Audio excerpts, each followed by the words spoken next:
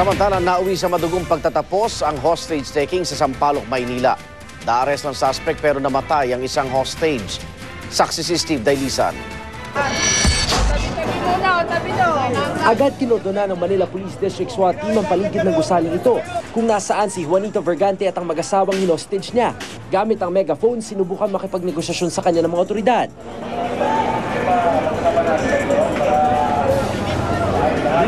Maya-maya pa bumukas ang pintuan. Iniagis ng hostage taker ang kalibre 45 baril sa labas. Pagkatapos ay binigyan siya ng tubig. Pero ang kaliwang kamay niya, kapuna-punang may itinatago sa likod.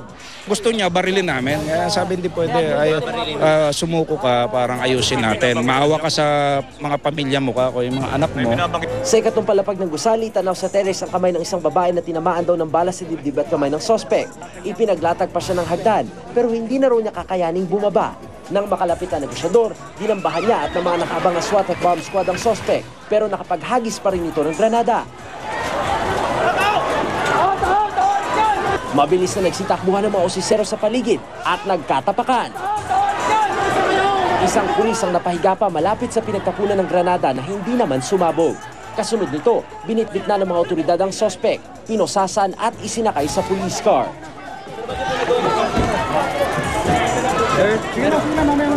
Sunod na inasikaso ng mga otoridad ang maingat na paglalatag ng detonating cable sa granada. Tinakpan ito bago sinadyang pasabugin.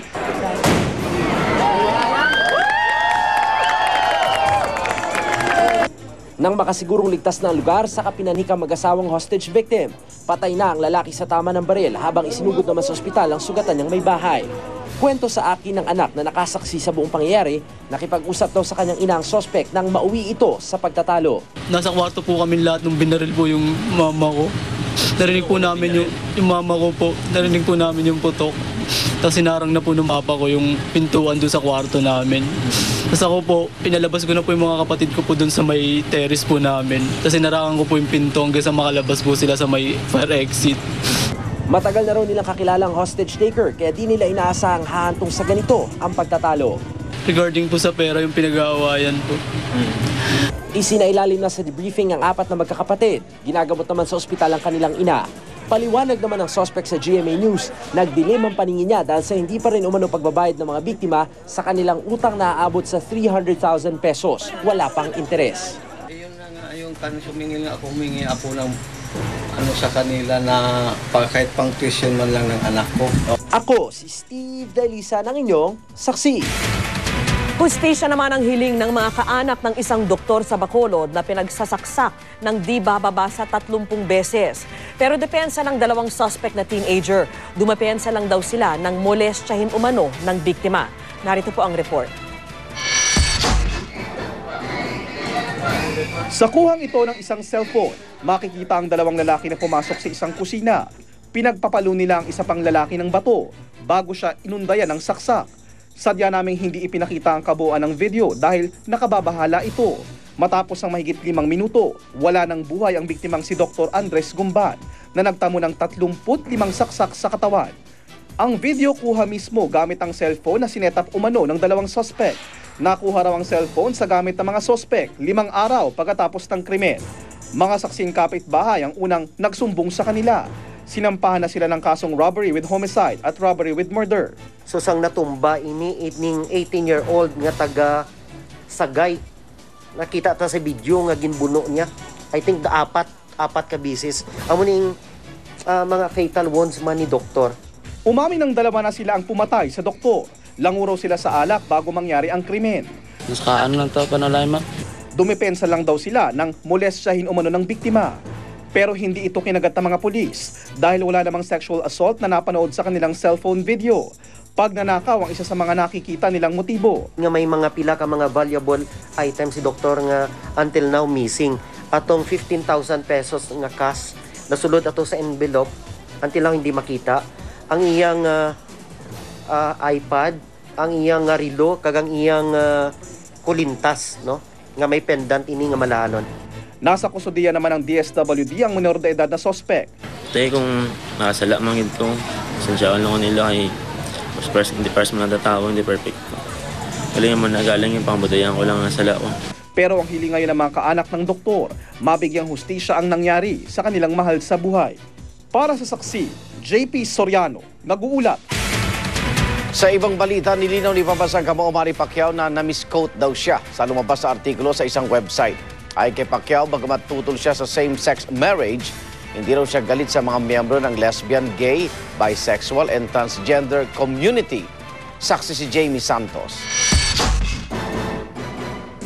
Kabi-kabi ng batikos ang inamo ni Pambansang Kamao Manny Pacquiao matapos kumalat ang isang artikulo na naglalaman umano ng mga pahayag niya kontra sa mga miyembro ng lesbian, gay, bisexual and transgender o LGBT community. Nagtrending pa siya worldwide sa Twitter.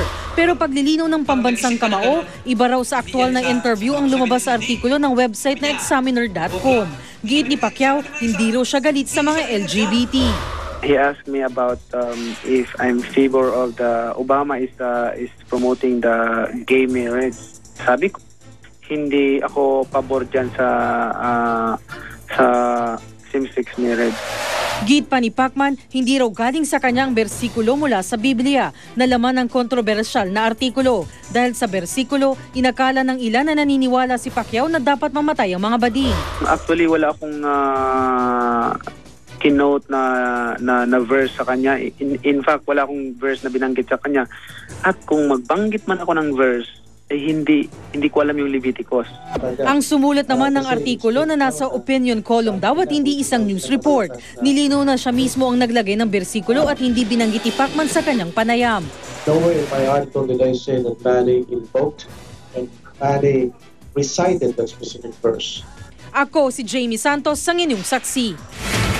Samantala, epektibo na ngayong araw ang fishing ban ng Pilipinas at China sa Baho de Masinloc. Kasabay naman ng fishing ban ang pagdaong sa Subic Bay ng isang attack submarine ng Amerika.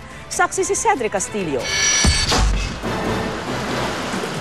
Kung natapos lang ang pagkukumpuni sa kanilang bangka, natuloy raw sana ang paglalayag ngayong hapon ng mga mangingisdang ito papuntang Baho de Masinloc o Scarborough Shoal. Pero tuloy pa rin daw ang biyahe nila roon sa susunod na linggo kahit pa epektibo na ngayon ang fishing ban doon ng China at Pilipinas. Pag mag-fishing ka kasi doon, kung talagang ihanap mo lang yung isda, kakapit ka lang sa bato, paikutan ka ng isda. Ipatutupad ang fishing ban ng Pilipinas sa Baho de Masinloc at isang nautical mile mula sa paligid nito sa loob ng 2 buwan. Mas maikli sa ban ng China na aabot hanggang August 1. Medyo maraming extraction activities doon. So marami nang huling isda. Pagkatapos meron pang coral degradation na nangyayari at meron pang trawling activities. So sa tingin namin, magandang saraduhan muna yung lugar para at i-assess natin kung nararapat pa bang mangisda ng tuloy-tuloy dun sa lugar na yun. Tila tiyempo naman sa paglulunsad ng fishing ban ng Pilipinas at China ang pagdaong sa Subic ng USS North Carolina, isang attack submarine ng US Navy. Pero regular na pagbisita raw ito at wala umanong kinalaman sa issue ng agawan sa Baho de Masinloc. It's a routine sort of thing that they do all over the world kasi siyempre nakadeploy sila. Like this submarine I think is deployed in the Pacific, no? I think, for replenishment of supplies, for R&R. Kinondi na naman ang grupong bayan ng pagdaong ng submarine dahil posible umanong makasama pa ito sa sitwasyon imbes na makatulong.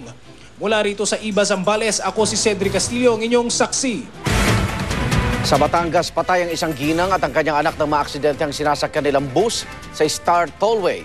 Agad naman tumakas ang driver na hininalang nakaidlip habang nagmamaneho. Saksi si Ian Cruz.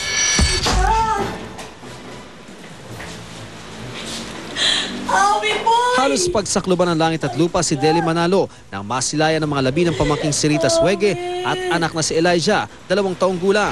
Namatay ang mag-ina nang maaksidente na sinasakyan nilang Roro bus mula Maynila patungong Batangas Port. Ang batang si Elijah napugutan. Nung tumigil po yung bus, nahanap ko po sila dun sa loob ng bus, wala, hindi ko sila makita. Lumabas po ako dun sa bintana ng bus, pumunta pa ako sa malapit sa mangga. Nakita ko po dun yung amo ko at saka yung alaga ko na nakahilata. Pinuntahan ko po sila dun. Tumakas naman ang driver ng Roro bus na kinilalang si Jay Tolentino. Nalaman na lang namin sa mga tao doon na itong driver ay sumakay ng tricycle at hindi na namin nasubaybayan o nasundan kung saan siya nagpunta. Ay sana naman kung sino man yung driver, sumuko ka naman. Kasi pananagutan mo din yan. Buhay ang iyong daladala, dapat maging aware ka na maayos ang pagdadrive. Kung inaantok ang driver, itigil ang bus. Alas 8 ng umaga raw nang biglang kumabig pa kanan ng bus habang nasa Star Toll. Dahilan para tumagilid ito at sumadsa sa kanal sa gilid ng highway at bumangga sa ilang puno.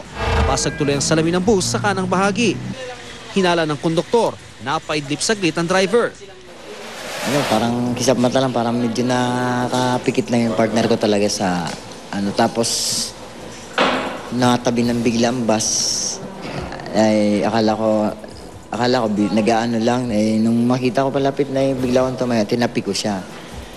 Tapos kaya lang hindi niya na inabot talaga manibela, hindi niya na nakaya. 10 pasahero itinakbo sa San Jose District Hospital dahil sa mga sugat pero pinauwi na rin. Sa 17 namang dinala sa Mary Mediatrics Medical Center, 3 na ang na-discharge. Pero si Aling Lucy na taga-Oriental Mindoro, inoobserbahan pa rin sa ICU matapos makita ng pagdurugo sa kanyang utak. Nakilala ko rin ang 51 anyos na si Madja Corazon na di lang naputulan ng kanyang kanang bisig, ninakawan pa raw ng katabi niyang babae. Miss, alam ko, may ulirat ako kanina, katabi kita. Alam ko, kinuha mo yung bag ko. Kasi nung ako yung nagtitext, nakikinig ka pa kanina sa akin. Nakikipag-ugnayan na sa parehong ospital ang pamuna ng Rorobus para sagutin ang gastos sa mga nasugatan. Mula sa Lipa City, Batangas, ako si Ian Cruz, ang inyong saksi. Huli naman sa CCTV ang pagkakahulog ng isang bata mula sa front seat ng sinasakyang jeep sa Pasig. Panahon na raw bang ipagbawal ang pagsasakay ng mga bata sa harapan ng sasakyan? Saksi si Emil Sumangil. Mula na ang traffic light, pero nasalpok pa rin ng umaandar pang pampaserong jeep ang nakatigil ng puting SUV sa harap nito. Pero ang talagang nakapukaw sa atensyon namin ay ang pagkakalaglag ng pasaherong ito mula sa harapan ng jeep bago ang banggaan. Ang 6 na taong gulang na si Mary Ann Abungan nakandong ng kanyang mga magulang bago nahulog. Ligtas na siya sa mga oras na ito pero hindi pa ganap na naghihilom ang mga sugat sa braso at muka. Ayon sa LTFRB, walang batas ang Pilipinas na nagbabawal sa pagsakay o pagkandong ng mga bata sa harapang upuan ng jeep o taxi. Hindi at tulad sa ibang bansa tulad sa Amerika kung saan ang mga batang below 7 years old dapat nasa car seat at wala sa front seat ng sasakyan. Gayunman, dapat pa rin malagot ang driver o operator ng papaserong sasakyan. Ang sasakyan, pag kinontrata mo, binayaran mo ng fare, i-deliver ka safely dun sa destination mo. Since in between the origin and destination, nangyari yung aksidente, therefore, liable for breach of contract yung operator. Magsilbi na raw sanang aral ito sa publiko. Hindi man lahat can afford ng pamasahe, no? Tapos yung bata, maliliit kasi, libre naman yan talaga. Kanya lang, syempre as part of yung due diligence din naman ng mga magulang sa pag-iingat sa kanilang mga anak, sana wag nang pagsiksikan kung sa harapan man. Kasi nakita na natin yung epekto eh. Pero tila mukhang kailangan magpatupad ng batas para rito. Dahil sa pag-iikot pa lamang namin kanina sa area ng Elliptical Road sa Quezon City, tila ba normal na lamang ang ganitong sitwasyon. Kalong ng mga magulang ang kanilang anak sa harapang upuan na itinuturing na siyang pinakadelikadong pwesto, lalo na sa isang aksidente. Dito po kami nakapwesto. Masigip na po sa likod kasi kanina. Natatakot din po kaso nagmamadali po ako kaya meron po rin akong trabaho po sa bahay ngayon. So pasensya na rin po. Emil Sumangil ang inyong saksi.